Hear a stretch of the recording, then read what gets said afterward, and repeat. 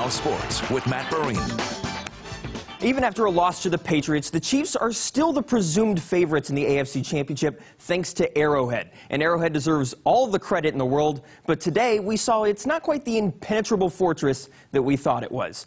Chiefs and Broncos facing off. This was a one-possession game earlier in the month, but that was on the road. Now at home, still some struggles. Opening possession, 3rd and 10. Mahomes scrambles, forced to throw it away. At face value, not very noteworthy, but that's the first time all season that the Chiefs have failed to score on an opening possession.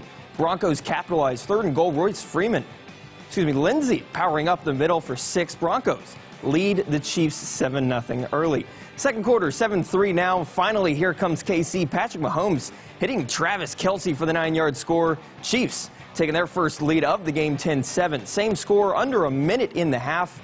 Mahomes this time picking out Sammy Watkins, who takes it in for the touchdown. Extra point missed. 16-7 Kansas City. But before the half, Broncos fly down the field, and Case Keenum takes advantage of a blown coverage to hit a wide-open Tim Patrick for the touchdown at the buzzer, and it's 16-14 Chiefs at the break.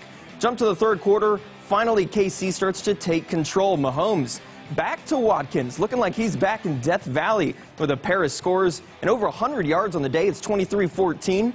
Later on in the quarter, Mahomes going to dial up a little bit of fanciness as he goes with a shuffle pass. Gets Kareem Hunt coming inside, and the Toledo Rocket takes off over a defender for the second week in a row. That launches Kansas City to another win, 30-23 the final, and another close battle with the Broncos. That marks their 7th straight win over Denver. After a breakout game from Watkins, the Chiefs reiterated just how hard it is to stop everyone on this offense. Whether it's Sammy Watkins on the offensive side doing a nice job, the offensive line, we've had a few injuries there, guys stepping up there and playing good football. Kels had some big plays for us. 24, Kareem, he had some great plays for us. So it was beautiful. It's hard for defense to account for everybody. I mean, Kareem, the last 2 weeks before this has been really playing his game and doing his thing, and then Tyreek had a big game, and then Kelsey's had big games, and it's hard for the defense to take away everybody.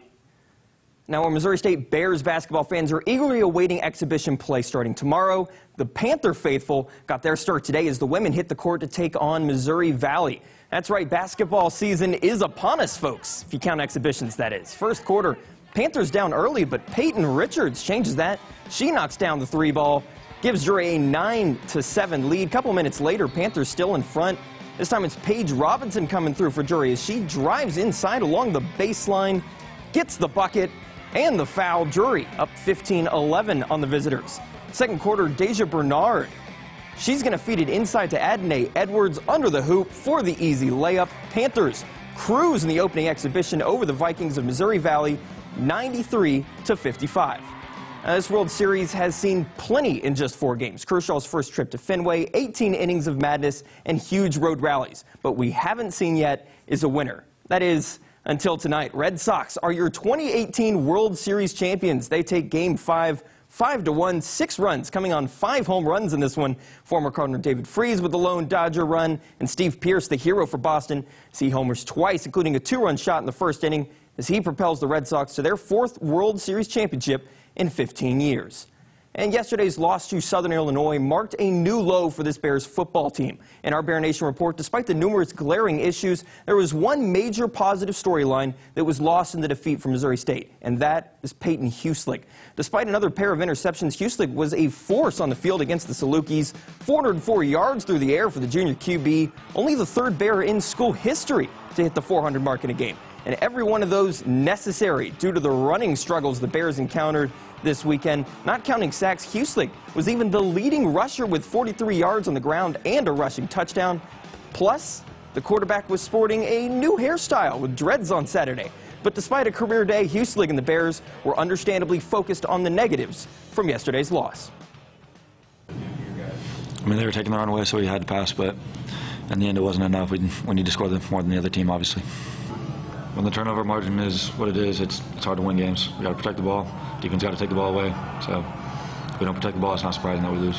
When you gave up 5 big plays and they turned around and scored 14 points on us very quickly, and then gave up 2 turnovers. So it changes things quickly. So thank goodness for Kansas City, because Missouri State and Mizzou both with some tough performances in football over this weekend. Okay, Matt, thanks. Final word next.